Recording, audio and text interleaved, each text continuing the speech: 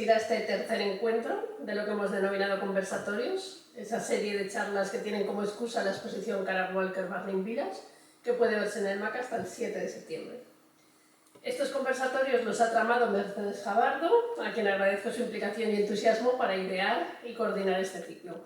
Mercedes es licenciada en Filosofía y doctora en Antropología Social, profesora de la UMH, investigadora en inmigración africana a España, especialmente de procedencia senegalesa, migraciones y multiculturalismo.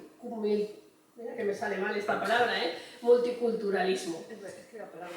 El análisis de la diáspora subsahariana desde la perspectiva de género, el análisis de las transformaciones económicas a través de la migración, desarrollo y cooperación al desarrollo, o estudia también los feminismos negros. Era sin duda la persona adecuada para idear este programa de crítica a partir de la obra de Kara Walker, que como estamos viendo abre 1000 reflexiones posibles. Y para quien no la conozca, Kara Walker es una artista afroamericana, vive y trabaja en Nueva York y es una de las más complejas de su generación y una de las más destacadas en el panorama artístico internacional. Walker utiliza un lenguaje sencillo, directo e incluso a veces ingenuo, con el propósito de enfrentarnos con crudeza a los relatos heredados de la historia, muchas veces mal contados, a las heridas abiertas y a las violencias que persisten. Su obra, bellísima en cuanto a composición y despliegue técnico, no es complaciente. Es un espejo distorsionado en el que se reflejan los mecanismos de opresión, la injusticia social, la violencia sexual, el racismo estructural y la perpetuación de las narrativas del poder. Para iniciar cada uno de estos conversatorios y enlazarlos con la obra de Kara Walker, proponemos la lectura de una de sus piezas. Y nos vamos a detener hoy en Catastrophe Caravan, una pieza muy singular. Esta pequeña escultura, que la veis en pantalla, es una maqueta que el artista creó mientras desarrollaba Catastrophe Caravan, un calíope, que es un órgano a vapor, montado en un vagón y en funcionamiento, inspirado en los barcos que cruzaban el Mississippi con su característico sonido. Walker diseñó originalmente este Catastrophe Caravan para Alger Ponds, en Nueva Orleans, un lugar que se utilizaba como centro de detención de esclavos africanos antes de ser vendidos como esclavos a modo de monumento o memorial y ante los escasos monumentos a la población negra y a su historia. La artista utiliza la palabra criolla haitiana, que significa catástrofe, en alusión a la subyugación, la violencia y la humillación de la vida de los afroamericanos del sur, cuyas siluetas enmarcan los 4 lados de la obra a modo de monumento conmemorativo. He elegido esta pieza porque supone una extraordinaria representación de la violencia ejercida contra unos pueblos, plasmada sin embargo en un objeto bellísimo y delicado, casi como una joya, como un tesoro, una doble lectura que esconde esa narrativa de poder impuesta a unos individuos a los que se despoja de su historia. Y también hoy hablaremos, gracias a la película Dahomey, de esa narrativa de poder blanca y civilizada que ha consistido en expropiar a sus legítimos dueños de los objetos que conforman su cultura. Objetos tratados como tesoros extraordinarios o rarezas, maravillas provenientes de los rincones lejanos del mundo conocido y desprovistos de su contenido mágico, ritual o simbólico. Hablaremos pues de descolonización, esa palabra tan de moda en los museos, pero teniendo en cuenta las voces de los expropiados. Quizá en los museos de arte contemporáneo no tengamos tantos problemas con piezas concretas como los de historia, antropología o arqueología, pero lo cierto es que hemos contribuido a narrar la historia del arte solo desde el epicentro europeo o norteamericano, obviando otras narrativas, invisibilizando otras prácticas, eliminando artistas de otros lugares o continentes. Así que debemos hablar de ello también. Y decía hoy Marisol Sanaloa, hoy mismo a propósito de la destitución de la directora de la Galería Nacional de Retratos de Washington, que acaban de fulminarla, que a veces da la sensación de que algunos gobiernos preferirían que los museos fuesen mausoleos, lugares callados, estáticos, donde la historia se presenta como un desfile de glorias inapelables, cuidadosamente desprovistas de conflicto, donde las imágenes no planteen preguntas, sino que refuercen certezas. Pues no es el caso. El MAC es un espacio donde el arte no adorna, sino que problematiza, y nos sirve, como venimos haciendo, para establecer conversaciones, espacios de reflexión y crítica que no se dan en otros lugares y que en el museo tienen cabida. Porque lo más valioso del arte y la cultura son los diálogos y los vínculos que establecemos a partir de ellos. Así es que, Mercedes, todo tuyo. Para eso tiene que haber directoras como Rosa Castells, y no todas funcionan de la misma manera. Aunque es verdad que sí que se está introduciendo esa pregunta y ese interrogante sobre los procesos de descolonización en los museos, De hecho, hoy mismo, qué casualidad, ¿no? Porque en el País aparecía una entrevista con una fotógrafa especialmente interesante, con Ayanna V. Jackson. La verdad es que yo no la conocía hasta que no la he visto, hasta que no he leído la entrevista. La entrevista tiene mucho que ver con lo que estamos viendo, porque Ayanna, que es una fotógrafa afro-norteamericana, se ha dedicado a hacer retratos, a hacer fotografías de sí misma para la Ayanna de los 5 años, dice, ¿no? ¿Por qué? Porque necesitaba reescribir, redibujar, refotografiar, reimaginar la historia, ir resignificando esas imágenes de mujeres negras que habían aparecido y que aparecían de hecho en los libros de historia y en los museos de arte. Esta exposición, que va a ser el centro de la exposición más importante de Foto España, casualmente se va a exponer en el Museo Nacional de Antropología, que es uno de los que ha iniciado ese proceso de descolonización. Y es curioso, me parece que está muy bien como marco, porque hoy vamos a tratar de estas cuestiones, ¿no? De los procesos de resignificación. Y esos procesos de resignificación, de restitución de la memoria tan necesarias, sobre todo cuando una se ha colocado en ese lado, ¿no? O a una le han colocado en el lado de los oprimidos, esos cuerpos que han sido construidos o dibujados bajo la imagen de los opresores, a través de esos procesos de deshumanización de todo, ¿no? De los sujetos, pero también de los pueblos y también de las comunidades. Y lo vamos a hacer a partir de 2 diálogos. El primero, el que vamos a establecer con la película La Homey, de la directora francesa de origen o de ascendencia senegalesa, Mati Diop, una película que, bueno, probablemente no la hayáis visto, por eso estáis aquí, pero no sé si es una, seguramente que os ha sonado algo, porque es la película que ganó el Oso de Oro, es el Oso de Oro, ¿verdad?, del Festival de Berlín del año 2024. Es una película que tiene interés y de la que no vamos a destripar prácticamente nada ahora, más que lo que hemos ido contando. Habla de procesos de restitución y tiene mucho que ver con ese momento histórico en el que el presidente Macron prometió, prácticamente en el momento que se alcanzó la presidencia de la nación francesa, que Francia se comprometía a restituir todas aquellas obras de arte que hubiera expropiado o que hubiera robado de los pueblos colonizados. Nadie se lo creyó mucho, la verdad. Y Mati Diop, que lo escuchó, tampoco. Lo que pasa es que sí que a partir de eso se inició todo un proceso en el que el propio Macron encargó un informe a dos personas, científicos relevantes, a Falwin Sarr y a la historiadora Savoy, para que hicieran un trabajo que fue un trabajo primoroso, ¿no? Para elaborar un informe sobre ese proyecto amplio, ¿no?, de la restitución de todas aquellas piezas. Y Mati Diop decidió que iba a aprovechar ese proceso, ese informe y lo que vino después, que fue la restitución de las primeras 26 piezas que el gobierno francés restituyó al gobierno de Benín, los terminó siguiendo y aprovechó para problematizar lo que significaba todo ese proceso que a ella le suponía, le permitía repensar también la relación, su propia relación con ese continente del que procedía y con ese país que formaba parte de su propia historia y de su propia identidad. Hablaremos de eso después, porque ahora, de eso, y daremos además la palabra a Rita Bosajo, porque siempre lo digo fatal, la verdad. Mira que nos conocemos y que no lo consigo. Como os decía, la sesión la vamos a plantear, digo, desde esos dos ejes, a partir de la película que plantearemos, que presentaremos y que veremos, y después a partir de la exposición que Rita haga, no solo de la película, sino de lo que ha supuesto o de lo que suponen esos procesos de restitución y de resignificación. ¿Y por qué Rita? Bueno, Rita ha sido muy importante en la organización de estos conversatorios, pero ha sido muy importante porque lleva ya mucho tiempo repensando todas estas cuestiones.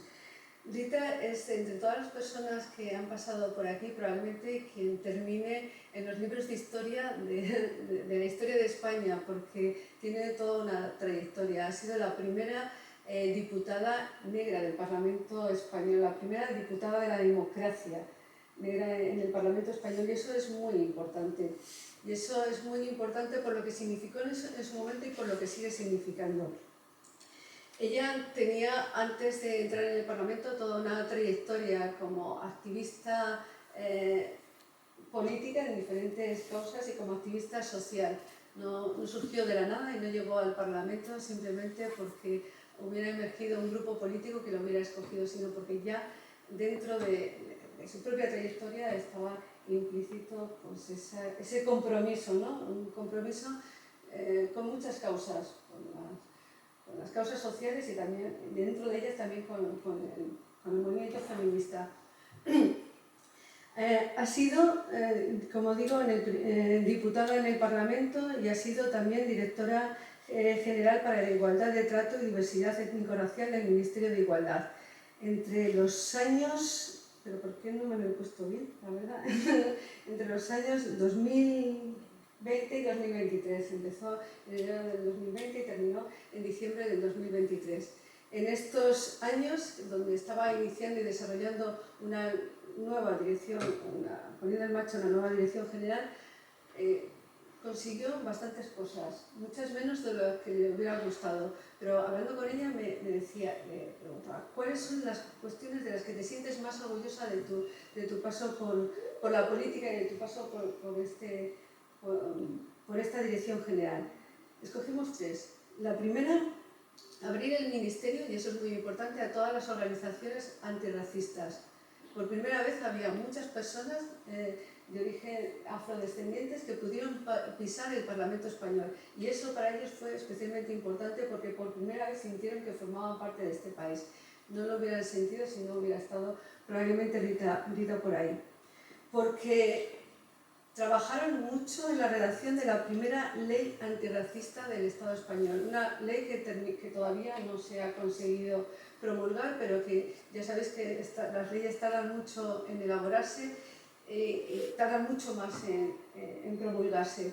Pero el trabajo previo que se hizo para ir terminando articulando esa ley, el tejido social que se fue armando a la hora de articular esa ley, también fue algo especialmente significativo. Se siente también muy orgullosa de algo que hemos ido reivindicando en estos conversatorios a lo largo de estos días.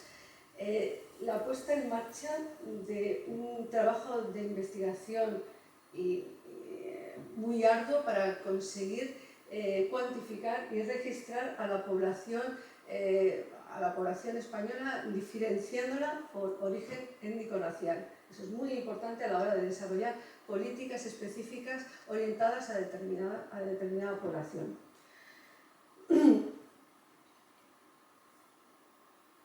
Hay otra cuestión que para ella fue muy importante y que a estas alturas creo que también tenemos que enfatizar porque nos viene bien a la hora de volver a conectarlo con los temas que estamos viendo y que estamos trabajando. Desde el Ministerio se preocupó siempre porque fueran los artistas de origen afro quienes se hicieran cargo de de los carteles y de la cartelería de las semanas antirracistas que se desarrollaron dentro del Ministerio. Puede parecer una cosa menor, pero no es tan menor. Sabemos cuando nos dedicamos al campo del arte que el reconocimiento de los artistas de grupos a los que no miramos, porque en principio parece que el arte está desligado, ¿no?, de determinados grupos o de determinadas minorías, es una cuestión menor, pero estamos viendo que ese subrayado y ese subrayar la agencia es algo especialmente sustancial, especialmente importante.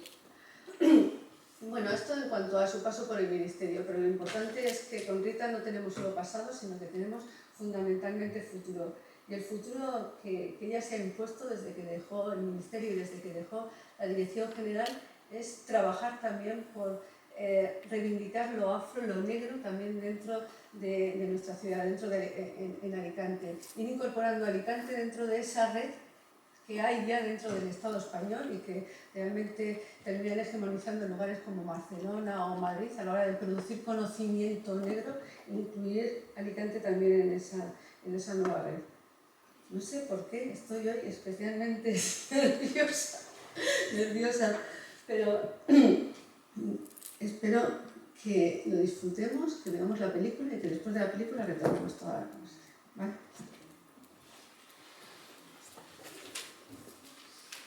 Y lo que hace Mati Diop es impulsar un debate absolutamente genial, como habéis visto, que se da en la universidad con jóvenes estudiantes a los que deja o a los que plantea una serie de temas.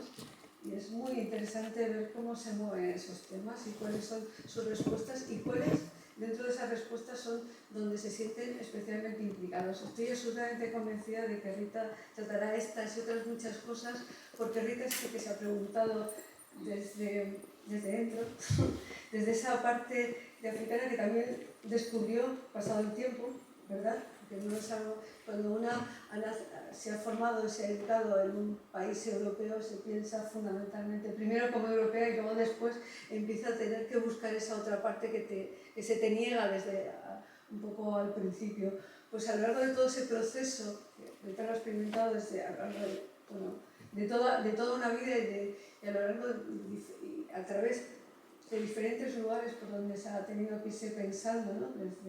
Desde lo más cotidiano, desde la universidad, desde la política, desde fuera de la política, que también es muy interesante cuando uno ha estado dentro, pues desde ahí he hecho un recorrido y estoy convencida de que va a ser un lujo que nos comparta. Muy bien, muchísimas gracias, Mercedes, gracias por esta bellísima presentación que ya la hiciste también en la primera parte. Bueno, antes de meterme así como en materia, quería dar las gracias a las personas que están aquí, ¿no? Pero casi desde el corazón, ¿no? Y extender las gracias también, aunque no está aquí, a Rosa, a su equipo, que han hecho muchísimo para que este debate pues lo centralicemos en un espacio muy mitificado en el que no estábamos hasta ahora todas y todos representados, ¿no?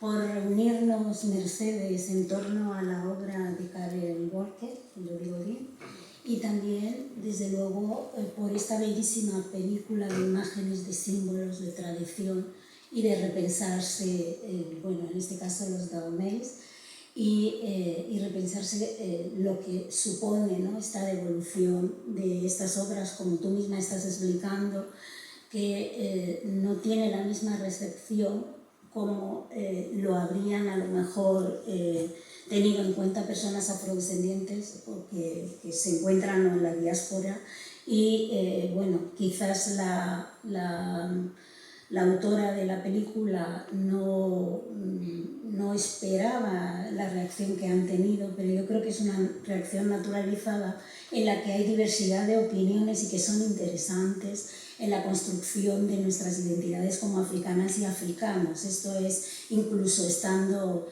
en la propia África, ¿no? Gracias porque este debate, las obras de Keren nos acercan al pasado más reciente y quiero decirles en este punto que he hecho como una especie de recoger algunas conexiones y datos y preguntas que me he hecho siempre y que yo creo que pueden formar parte de este debate, ¿no? Que queremos estar planteando aquí y de las reflexiones que hemos ido teniendo todos estos días, porque estuvo también José Antonio Piqueras, que nos habló de la participación, desde luego, del Imperio Español en la trata transatlántica y la esclavización de personas del sur global, ¿no? Y esto es realmente lo que nos entroniza, digamos, en esta conversación que puede partir, que puede llevarnos a muchos sitios, ¿no?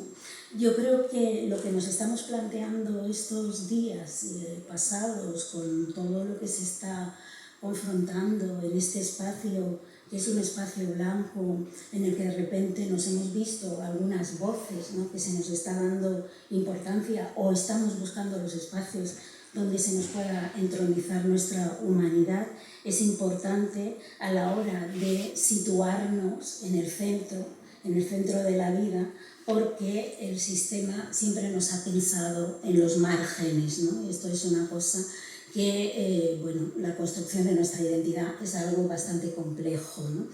Y gracias a todas las personas que están aquí de verdad, y gracias a las que también se están sumando a este barco, porque creo que somos protagonistas de los cambios que son necesarios en España llevarse a cabo para mejorar, desde luego, nuestra sociedad desde todos los puntos de vista. Y lo que quiero hablaros, o lo que quiero comentaros, es que mi tema es el racismo. Y como vemos, si no hubiese habido expolio, si no hubiese habido colonización, si no hubiese habido, bueno, todos estos marcos que yo poco a poco os iré contando, porque hago como una pequeña introducción y luego nos pasamos a hablar del blackface de Alcoy, que tenéis, que está totalmente conectado a estos planteamientos, ¿no? Y quiero comentar también que la lucha antirracista es una lucha de largo aliento, es una lucha de largo alcance, no es nada fácil. Y bienvenidos y ánimo, porque entiendo que si estáis y os interesan estos temas es porque sois parte de la solución, ¿no? Entonces voy a pasar a valorar estas pequeñas cosas que he hecho como resúmenes, como ideas, en fin, ¿no? Como acabamos de ver en la película, se está planteando parte de un debate generado en la universidad por el retorno de unas piezas, bueno, de un valor simbólico impresionante, ¿no? Pero han surgido cuestiones como, por ejemplo, cómo conservarlas, el hecho de que no se plantean los espacios de guardia y custodia, ¿no?, de este tipo de obras, que son como ideas coloniales o son ideas occidentales, que estaría bien también reflexionar en ese sentido, ¿no? La reflexión que yo planteo es que no podemos construir nuestra identidad africana, tanto si nos encontramos en la diáspora como los propios africanos, sin cuestionarnos temas como el expolio que ha habido en África, que sigue habiendo actualmente, la esclavización, el colonialismo, la Conferencia de Berlín de 1884 y 85, que seguro que Juan Antonio os habló de ello. No podemos tratar de construir nuestra identidad sin pensar en todos esos marcos, porque son determinantes para todo lo que significa nuestra propia identidad, y no son cuestiones anacrónicas, como se suele decir. Cuando hablas de la esclavitud te dicen, no, pero si eso ya pasó y estás volviendo al pasado. Tenemos que construir nuestra vida también con la historia del pasado, el presente y el futuro, ¿no? Porque sin revanchismo y creando realmente donde se destruyó, ¿no?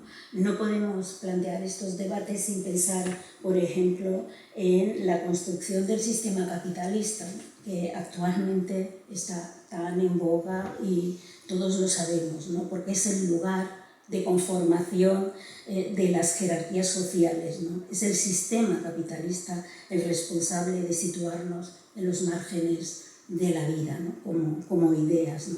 Y todos estos debates hay que incorporarlo a la construcción, desde luego, de nuestras identidades como africanos y africanas.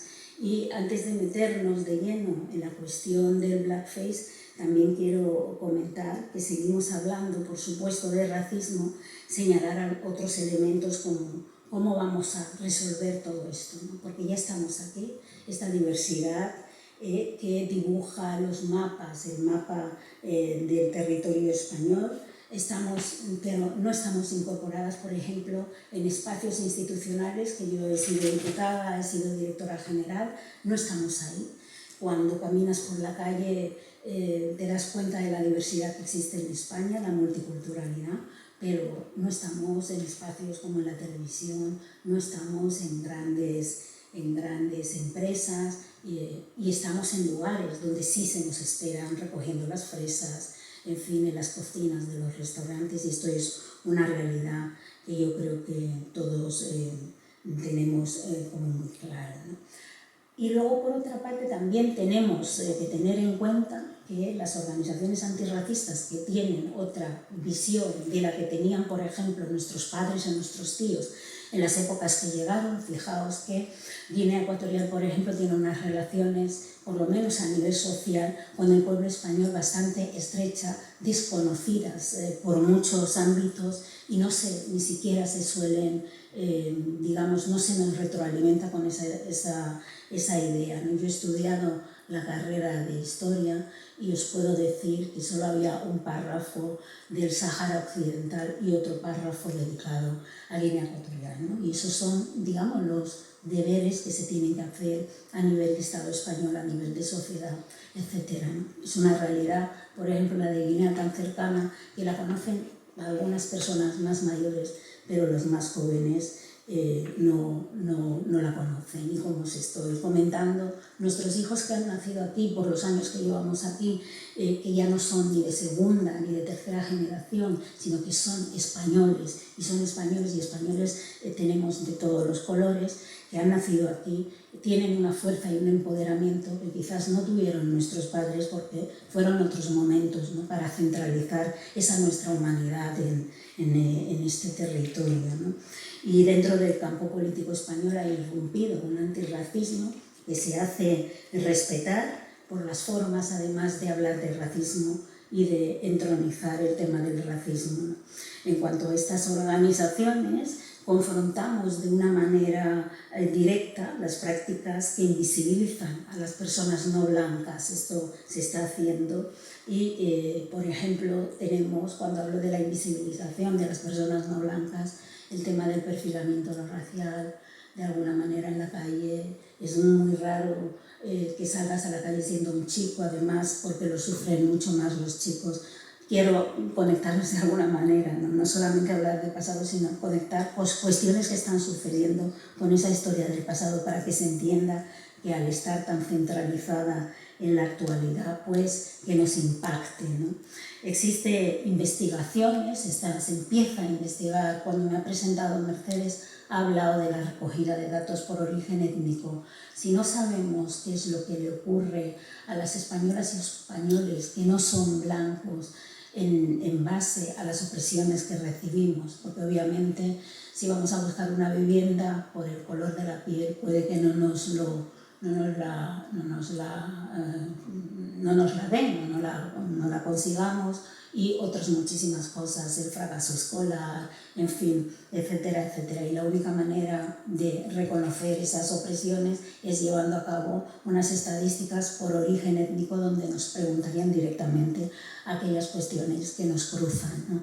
Y es un trabajo que se ha estado haciendo en la Dirección General, y este año me parece que se va a llevar a cabo una encuesta, una macroencuesta, con recogidas de un 1% de la población no blanca, para saber exactamente en esas estadísticas cuál es el racismo o qué opresiones está sufriendo la población que no es blanca. Por otra parte, no podemos pensar solo en nuestro presente, como antes he dicho, sin pensar en el pasado, en el futuro, y cómo construir esas cuestiones que nos cruzan la vida, ¿no? Son importantes absolutamente para la memoria y el reconocimiento, y hablo desde la idea de la construcción de la misma, ¿no? Si no invocamos la memoria, es muy complicado reconstruirnos. Y no solamente hablamos de construcción, hablamos también de desconstrucción, ¿no? Y es una manera de recuperar la historia de todos y de todas. Además, no podemos reducir el racismo únicamente en un mito o tratarlo como un mero prejuicio individualizado y que no tiene nada que ver con el contexto de la sociedad, reduciéndolo a un impacto que no tiene ninguna importancia, ¿no? Porque ahí está el colonialismo, ahí están las cuestiones que se están tratando y se han planteado en los debates estos días en este museo, y que nos cruzan, nos atraviesan absolutamente para poder construir nuestra vida, ¿no? ¿Y cómo lo hacemos, ¿no? ¿Cómo lo hacemos? Me planteo yo y voy a centrarme en mi experiencia, por ejemplo, con el blackface, ¿no? A través de la dinamización de actividades, a través de la sensibilización para que estas cuestiones puedan quedarse un poquito atrás, ¿no? Yo me voy a centrar en el blackface y voy a ir como nombrando también aquellas cuestiones que me cruzaron tantísimo en mi primera etapa, la primera legislatura de diputada, y lo impactante que fue el tema de que yo defendiera que el blackface era racista, ¿no? Es una experiencia de vida que fue como el primer cisma que viví como diputada y ya os lo contaré, ¿no? Bueno, mucha gente te dice que el blackface no tiene nada que ver con la trata transatlántica, la esclavitud, no tiene nada que ver con que España participó de este negocio y no tiene nada que ver con que sí hubo presencia negra, presencia de personas esclavizadas en la península ibérica, y además está documentado, ya lo ha contado José Antonio, y bueno, tenemos trabajo, tenemos documentos recogidos, no solamente en libros, sino en archivos, ¿no? Que los museos se conviertan en espacios de representación para repensarnos es algo absolutamente revolucionario. Quiero que esto lo tengáis en cuenta. Para nosotras lo es. O sea, centralizar nuestras voces en un lugar en el que se nos subordina normalmente es algo, entiendo, que es revolucionario, y me refiero a personas como yo que desde luego nos ha sido muy difícil, o nos es difícil, que se nos reconozca en ciertos espacios, ¿no? Quiero acabar esta parte de la introducción diciendo que estos días se ha analizado el contexto de la historia de la esclavitud a través de la obra de Karen Walker, que ya lo hemos dicho varias veces, y se ha analizado también las opresiones que vivimos las personas no blancas. Se ha analizado el contexto estructural del surgimiento del racismo como una categoría social, y sin olvidarnos que la raza, la clase, el género se intercalan, ¿no? Y se entrelazan. Me gusta mucho una cuestión que plantea una antropóloga chilena, que es María Ignacia Ibarra, que dice que la blanquitud es invisible. Y esto lo plantea desde el marco en el que la blanquitud tiene una cualidad de invisibilización, porque la estrategia para sostener el poder nunca le hace moverse de sitio, nunca. Lo cual quiere decir que si no nos olvidamos un poco de los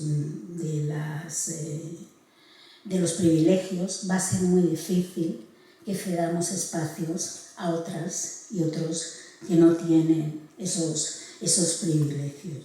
No moverse nunca del sitio es la entronización, digamos, de la blanquitud, y hablo de blanquitud como sistema, y tiene que haber una renuncia de privilegios para igualar la vida de todos y de todas.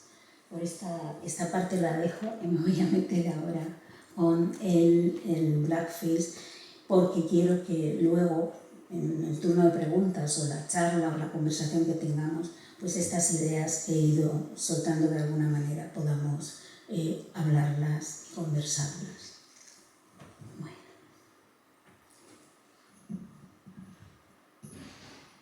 Bueno, voy a ir contando, a ver.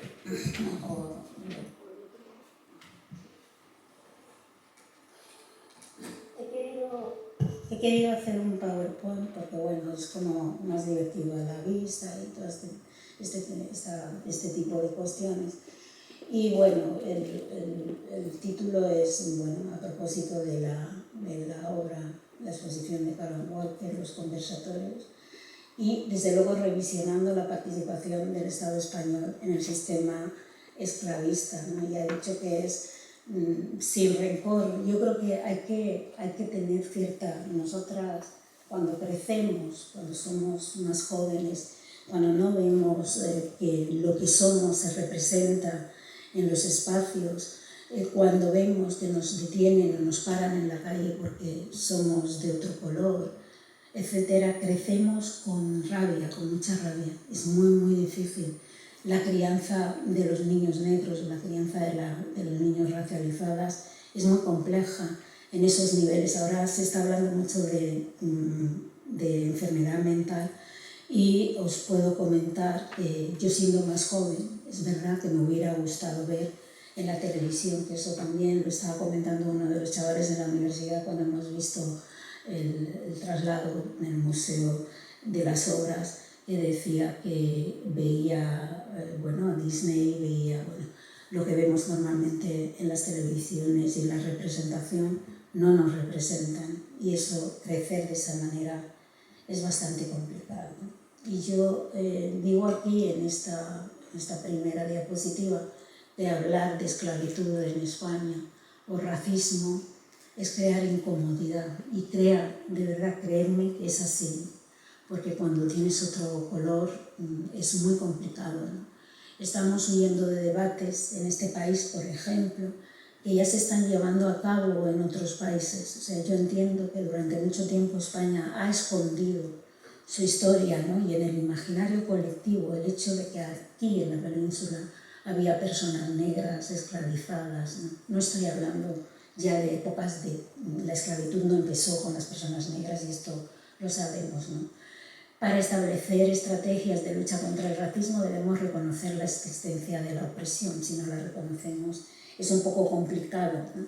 Y hay un contexto en la ONU que es el decenio de la afrodescendencia, que plantea la reparación, pero fijaos lo complicado que es plantear la reparación. Es el tercer decenio, además, que es reparatorio para todas las personas afrodescendientes del mundo, para recompensarles de alguna manera con los procesos esclavizantes que vivieron sus antepasados, porque no lo tenemos igual en ningún país y en ningún lugar del mundo. Esto se sabe por el tema de la raza, ¿no?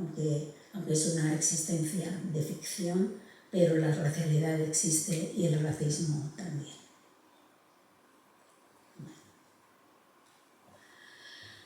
La invisibilización de la diversidad étnica en el Estado español es un hecho constatable, como os he ido comentando, y lo sabréis también, además por el discurso de odio que está atravesando todos los órdenes de la sociedad actualmente, a través de las narrativas de ocultamiento, principalmente de la posición española frente a ciertos acontecimientos históricos. Os puedo asegurar que yo, cuando me dije que quería estudiar historia, pensaba que era de alguna manera perseguir la historia para que en algún momento del programa me presentaran, pues una historia más universal, entre comillas, o más específica de quiénes somos, ¿no? Y no ocurrió esto. Hay maneras de trabajar ese tema, y que quizás no es el lugar para desarrollarlo. El blackface, que es el tema del que os quiero hablar, es un debate mucho más político e histórico. Los datos históricos son evidentes, que aquí ha existido población negra, y por eso digo que es un debate más político que histórico, porque en el año 17, que fue cuando surgió esta explosión en las redes de que las personas negras en España no queríamos la fiesta de Alcoy, etcétera, y porque además una diputada se le había ocurrido decir que esto era racista, fue bastante potente, pero cuando nosotras, porque un investigador, Antoni Tosi, hizo un trabajo de archivos buscando la relación para que se entendiera que aquí en 1800 y pico había personas negras, y por eso la cuestión de la imitación a deformar los perfiles de personas negras es porque apareció en algún lado, o sea, no estaban por ahí en la estratosfera y de repente, ¿no? O sea, que se hizo a través de un proceso evolutivo, que se entendía que había esclavitud en territorios españoles, en la península ibérica y en territorios españoles, y por eso se supo cómo imitar estas representaciones, ¿no? a pesar de negar esa asociación con el proceso histórico español de la trata transatlántica y la esclavización de personas del sur global, como digo aquí, ¿no? Existe una intención de ocultar parte de la historia, ya lo he dicho antes, y no podemos negar las evidencias de esclavitud en el Reino de Valencia. Esto es un documento de un trabajo que hizo un historiador nuestro, Antoni Toasitje, y la fuente es el Álbum Iberoamericano de Madrid, 14 de enero de 1990. Y dice aquí que los esclavos se abigarrado, trajo cara y bueno, manos de color, aquí no se ve bien, no sé si ahí podéis verlos, es un poco más grande, ¿sí? Y bueno, simplemente quería como mostrar es un documento de 1900, mostrar estas cosas como la evidencia, ¿no? De que, y este documento es de Alcoy, dice el 12 de enero de 1906, Biblioteca Pública del Estado, entiendo, en Alicante. Y no sé si se ve bien lo que pone ahí, ¿no? Entonces, si aún con el anterior ejemplo, os comento, alguien pudiese tener todavía las dudas, porque se generaron muchísimas dudas, ahora ya menos, la gente va entendiendo, y no es porque queramos que desaparezca la fiesta, eso también es otro tema. Sobre la esclavitud es realmente lo que se está representando en Alcoy, se aportan recortes de la propia prensa alcoyana, de un artículo del compañero de 1906. Hay mucha documentación. Bueno, aquí también, desvelando el rastro del racismo. Aquí, si os dais cuenta, se explica aquí, en esta foto de 1920, los pajes negros llevan mandiles, delantales indicativos de su condición de esclavo, que han cambiado un poco, ¿no? el tipo de vestimenta, porque se ponen ahora rojos y un mono, una especie de mono es lo que llevan, ¿no? Los chavales, creo, y para que veáis que, bueno, la evolución, ¿no? de esta costumbre, esta tradición, ¿no? Está ahí y bueno, la trascendencia política del caso en el 2017 fueron los titulares, todos estos son titulares de la prensa. Desautorización política de la primera diputada afrodescendiente en las Cortes Españolas. Me desautorizó mi partido en Alcoy, no fue mi partido a nivel estatal. Que debo decir que más allá del silencio aparente que mantuvo mi partido, porque era una cuestión también como desconocida para ellos y las cuestiones políticas, como no sean así como muy claras, pues el impacto no lo tenían claro, cómo posicionarse.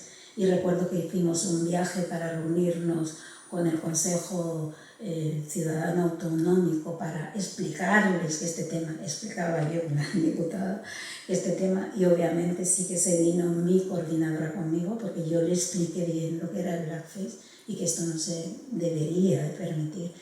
Y también os comento que fue una publicación que hizo la revista Afroféminas, que trabaja en todo el tema del antirracismo, y yo hice eco de ese artículo, hice un tuit y bueno, mi compañera, que era una senadora de Alcoy, teniendo en cuenta el tema de las elecciones, me dijo: me tienes que quitar ese tuit porque como no lo quites no vamos a ganar las elecciones.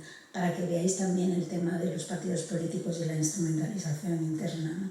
Fue como muy duro para mí porque tenía mucha soledad en el partido en ese momento, más allá de las reuniones que se llevaron a cabo en Valencia. También nos reunimos el equipo del afrodescendiente, del equipo de afrodescendencia en España, se reunió en Alcoy con los concejales y trataron como de explicarles, ¿no? Y que se podía organizar una asociación para ir trabajando poco a poco, porque la idea no era eliminar la fiesta, sino se pueden buscar formas de sustituir a lo mejor la vestimenta o a lo mejor en vez de pintarnos los rasgos, deformando los rasgos de las personas negras, que es absolutamente racista. Esta costumbre nació en Estados Unidos, en fin, que hay mucha literatura sobre esto y de investigación también, ¿no? Y Países Bajos, por ejemplo, se prohibió, no me acuerdo ya si era un San Nicolás, no me acuerdo, se prohibió directamente a través de mecanismos de presión por parte de la población negra, ¿no? Entonces, en España, imaginaos, la cabalgata era considerada por los historiadores como la más longeva. Esa es la traducción que se hacía en la prensa. Yo recuerdo que directamente, incluso con personas que yo había tenido el gusto de conocer en la Universidad de Alicante, yo estudié y vivo aquí, llevo muchos años aquí, estudié en Alicante, que me consideraban una persona, pues eso, una persona buena, una persona, no quiero utilizar el esto de inteligente, pero bueno, sí, me llamaban directamente tonta en los medios de comunicación por haber puesto, ¿no?, en la punta el tema de una tradición tan antigua y que, bueno, que es porque yo desconocía absolutamente la historia. Esto fue, y además el detonante fue la promoción de esta fiesta en redes sociales. Esto es esto del periódico, es su candidatura como patrimonio inmaterial ante la UNESCO. Se había hecho una petición de patrimonio inmaterial. Nosotros hicimos un escrito para que se detuviera, que estudiaran bien el tema. Y bueno, no se sabe muy bien si ha sido a raíz de eso, ¿no? Porque tampoco no lo supimos nunca, ¿no?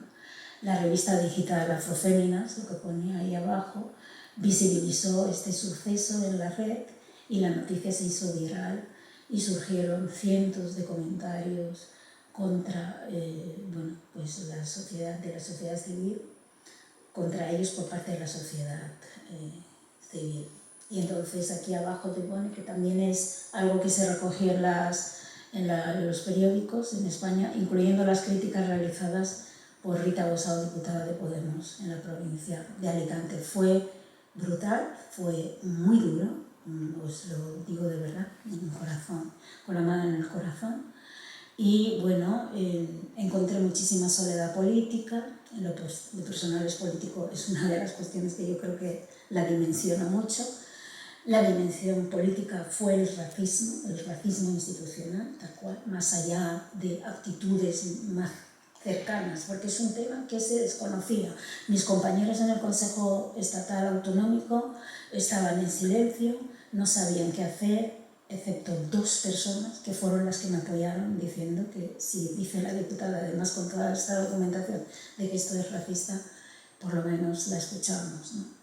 Y no hubo, bueno, una actitud bastante paternalista en el Congreso de los Diputados. Había algún diputado de esta zona, bueno, directamente casi riéndose de mí por los pasillos, diciendo, no sé qué. En fin, el señalamiento. Luego tuvimos la reunión con el equipo de Decenio, que fue el que se reunió en Alcoy con los concejales y el alcalde, ¿no? Entonces voy a abriros aquí un documento que es el primer artículo que escribió el compañero Antoni Toasille por esta cuestión.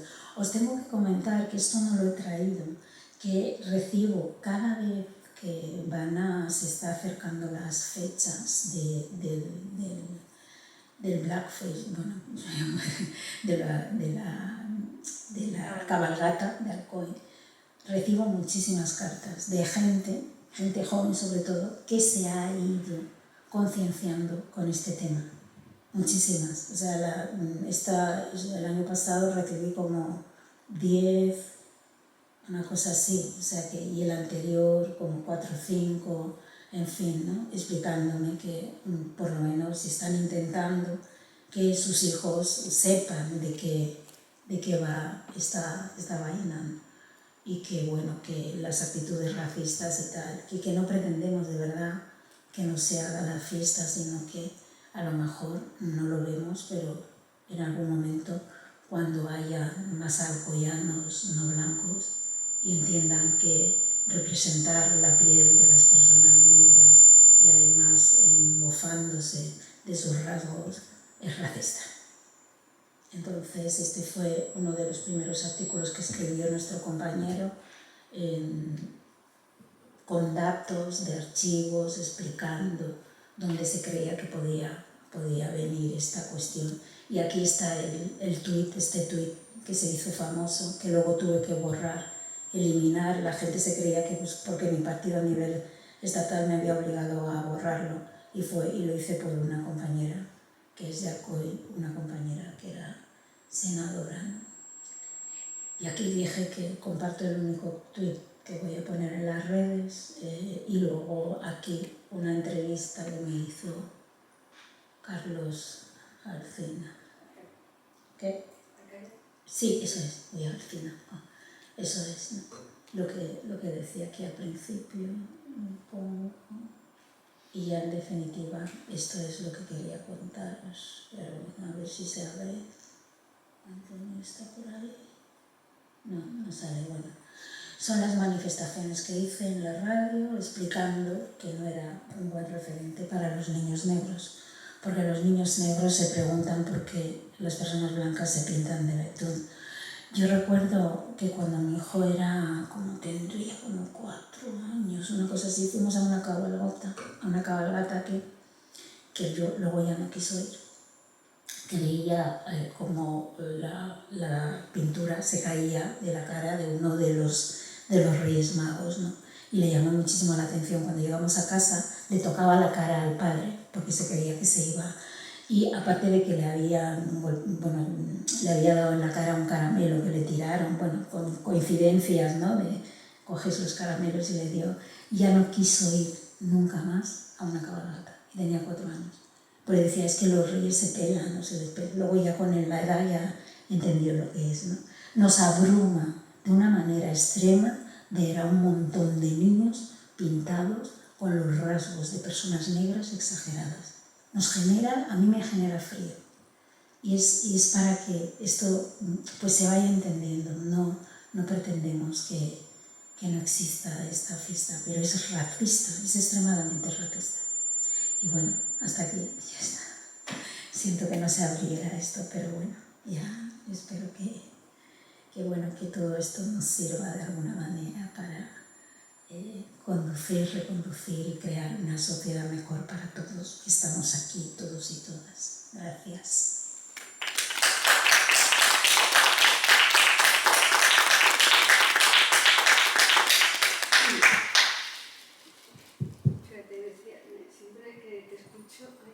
Siempre que te escucho hablar de esto, igual que de otras muchas cuestiones, pero es que no sé si recordáis aquel momento en el que Rita sí que se posicionó mucho políticamente cuando todavía en España no habían llegado esos discursos de la restitución, de la regeneración, que sí que ahora son mucho más familiares, ¿no? Y costaría bastante menos. Fuiste de las primeras, y supongo que fuiste de las primeras porque lo habías vivido en propia piel y sabías exactamente qué es lo que significaba, ¿no? Eso que decía Bell Hooks, ¿no? De la quiebra de la voz en una mujer o en un hombre negro, ¿no?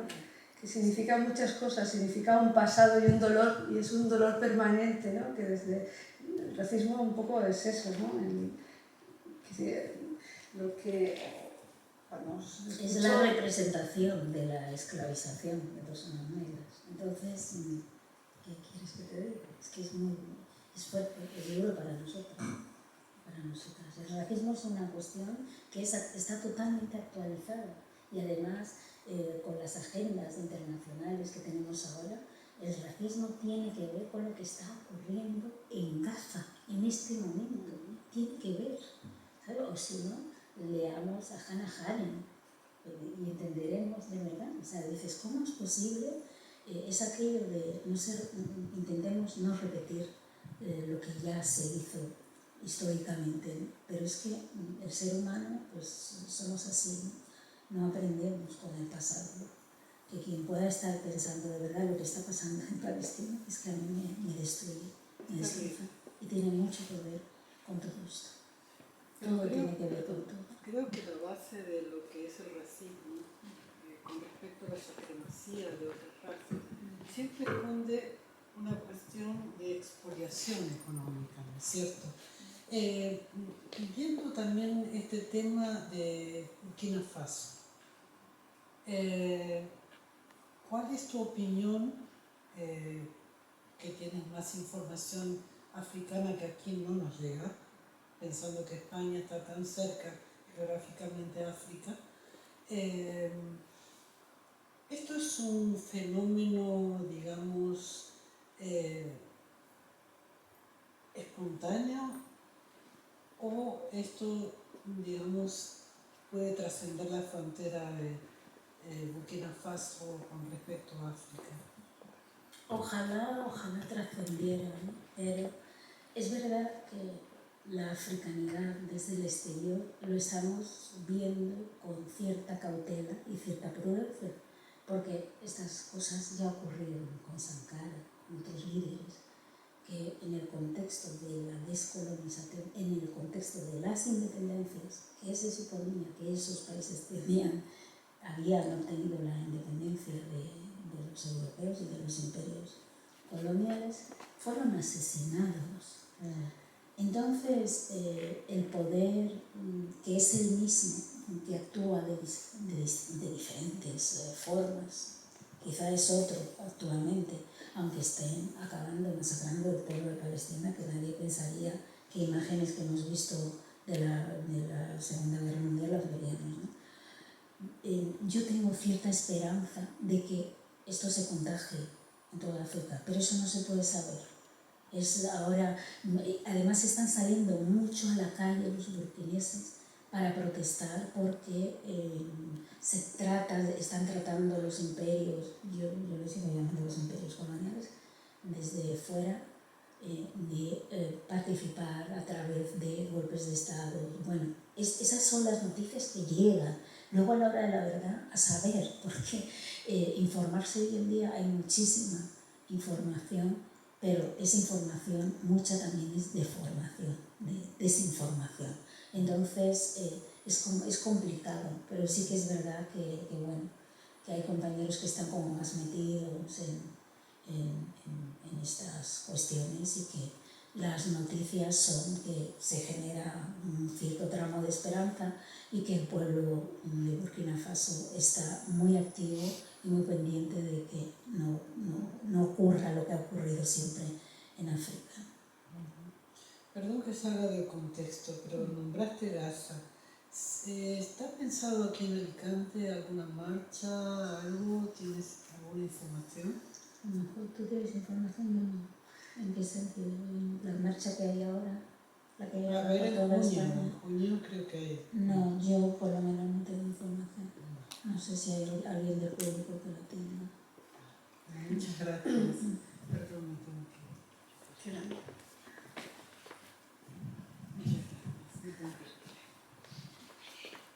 ¿Os queda pendiente algún comentario sobre la película?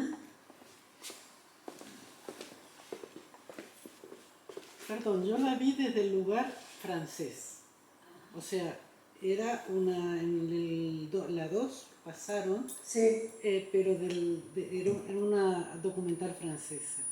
Y realmente estoy de acuerdo con uno de los chicos participantes, que de alguna manera era nada más que un giro para mejorar la imagen de Macron.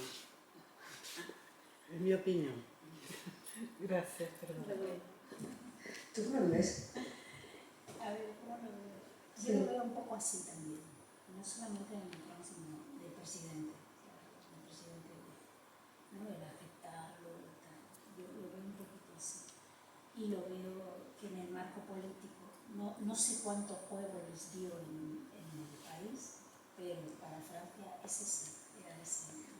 Bueno, vamos a devolver esto para que vean, ¿no? Lo dispuestos que estamos, en fin, en esta cuestión de... ¡Ay! No sé. Lo siento. Decía que yo creo que era una cuestión también, como ha dicho la señora, de mejorar la imagen de Macron. Luego habría que seguir, digamos, el itinerario en Dahomey para saber, ¿no?, qué es lo que ha pasado, qué piensan exactamente la población, independientemente de ese debate que se da, ¿no? Porque hay gente que piensa que tendríamos que estar dedicados a otras cosas, a mejorar la vida de la gente, en vez de dedicarnos a un debate estéril como es este, ¿no? En general pienso eso, ¿no? otra vez también una de las chicas hizo una pregunta que dijo que, bueno, que es una cuestión que solo le beneficiaría de alguna manera al presidente y no a los demás, ¿no? No sé hasta qué punto esta cuestión. Sí que es verdad que nos coloca en un lugar en el que la formación de la identidad de los africanos tiene mucho que ver con todos esos desgarros, ¿no? que ha vivido con la colonización. Yo lo sitúo ahí. Se pueden sacar muchas vertientes de debates y de conversación, pero todos yo creo que al final tienen que ver con eso, ¿no? El racismo estructural y digamos, la colonización y el extractivismo colonial que ha vivido el pueblo africano a través de los años. Si te voy a preguntar, ¿crees que hay una cierta simetría entre este proceso de descolonización que se está produciendo, es decir, que se está produciendo en España, bueno, y en Europa, de cierta manera, con el que se está produciendo en Latinoamérica, que de alguna manera rechazan, digamos, todo este proceso también de colonización? ¿Entiendes que es lo mismo? ¿Ves las diferencias? No es lo mismo. No es lo mismo. ¿Por qué? No es lo mismo porque la conciencia de América Latina de una colonización y una neocolonización es una conciencia mucho más activa que lo que puede haberse producido en España, porque además las poblaciones afrodescendientes de alguna manera se han integrado a los procesos españoles a partir de los años 80. No quiere decir que no hubiese antes población negra ni diversidad en España. Y América Latina, fíjate, los procesos de revolución y de lucha que llevan a cabo casi desde Bolívar hasta hoy en día. O sea, tienen como una especie de conciencia más activada y aparte de que son muchísimo más, la población se mezcló muchísimo más que en España, ¿no? Ese es un proceso que es distinto. Seguro que habrá similitudes en algunos puntos o elementos que se puedan desarrollar, ¿no?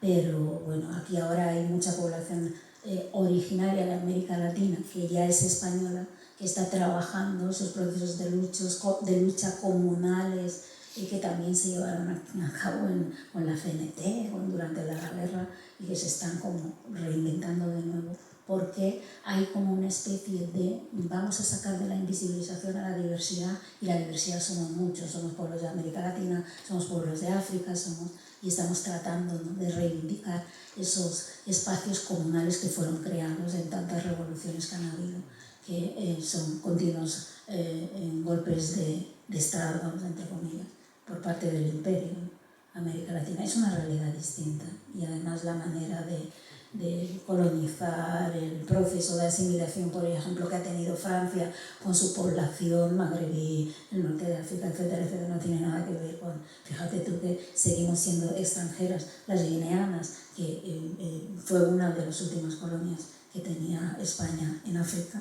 O sea que imagínate la extranjerización de nuestros cuerpos. O sea que espero haberte contestado. Me reí mucho. Yo iba a aportar respecto a la película, que la desconocía y que me ha gustado mucho y me gustaría volver a verla, que es complicado como la vida misma, es complicado como la política, y que por una parte yo creo que ha sido beneficioso para el Estado francés, no solamente Macron, sino el Estado francés, porque Macron no es solo Francia, sino él es el presidente, pero hay un país detrás. Y también, por otro lado, también veo que también ha sido beneficioso para el pueblo de Benín. Pero también es verdad que yo veo una parte positiva, una parte de esperanza de haber, de 7.000 piezas, haber recuperado solo 26, también veo que es positivo, ¿no? Por algo se empieza, a veces no lo conseguimos todo de una, vamos poco a poco. Entonces es complicado, es muy complicado. Sí. Gracias, Virginia. bueno, no tanto contestar, sino retomar algunas de esas cuestiones que estáis planteando, porque es verdad que todo el tema de la restitución, si lo planteó Macron, es porque estaba en el ambiente, y si estaba en el ambiente es porque era una demanda muy importante que estuvo ligada al movimiento antirracista en Francia, no solo en Francia, sino en Europa, y sobre todo después de que se extendiera también el influjo del Black Lives Matter. Y bueno, y también enmarcado en el propio diseño de la afrodescendencia que estabas planteando. Y claro, Macron sí que es un político que sabe cómo colocarse, ¿no?, en el espacio mediático, ¿no?, y recogiendo algunas cuestiones, situarse e introducir un lenguaje nuevo en su relación con África. Es verdad, la cuestión es hasta qué punto esos temas, que son temas que se han generado dentro del espacio de la afrodescendencia, son realmente temas que tocan de lleno en la población africana. Son importantes a la hora de construirse identitariamente como europeos negros o europeas negras, que es una categoría que, como estamos planteando aquí todos estos días, está en proceso de construcción, y eso es especialmente sugerente. Pero ¿desde dónde, no? ¿Desde dónde se hace?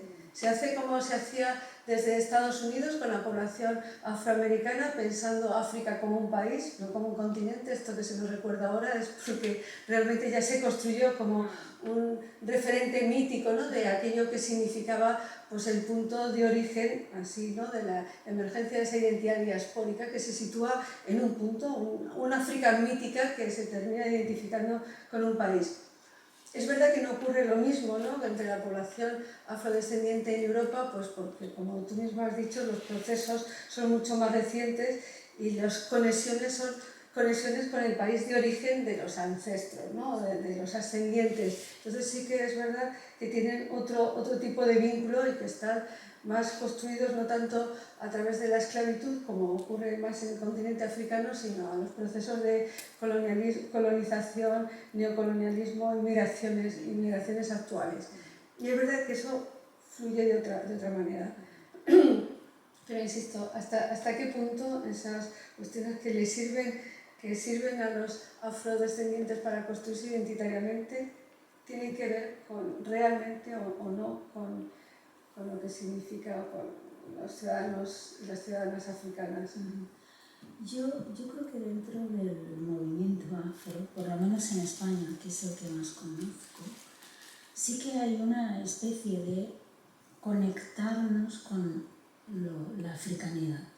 O sea, hay una especie de conexión, pero desde luego es totalmente distinta a lo que pudo ser los movimientos en Estados Unidos en los años 60 o 70, porque incluso había movimientos en Estados Unidos que pensaban en el retorno a África,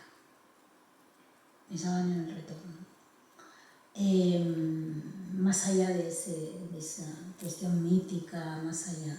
Entonces, yo creo que, por lo menos en el ánimo de los afrodescendientes en España, la idea no es volver a África, sino reivindicar que África sea independiente realmente. Yo creo que están mucho más en esa fase de conectar con el activismo y ver de qué manera se pueden romper esas dinámicas coloniales que siguen estando vigentes mucho más que a lo mejor acercarnos físicamente en África. Esa es mi sensación dentro de los movimientos. Luego, a saber, ¿no? O sea que, bueno, eso.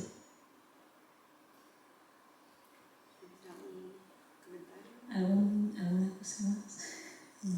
Pues, si queréis, lo dejamos aquí, ¿no? Porque tampoco vamos a extendernos, siempre nos extendemos mucho y esta gente tendrá que marcharse. Muchísimas gracias y os invitamos al próximo día, ¿vale? Muchas gracias, gracias.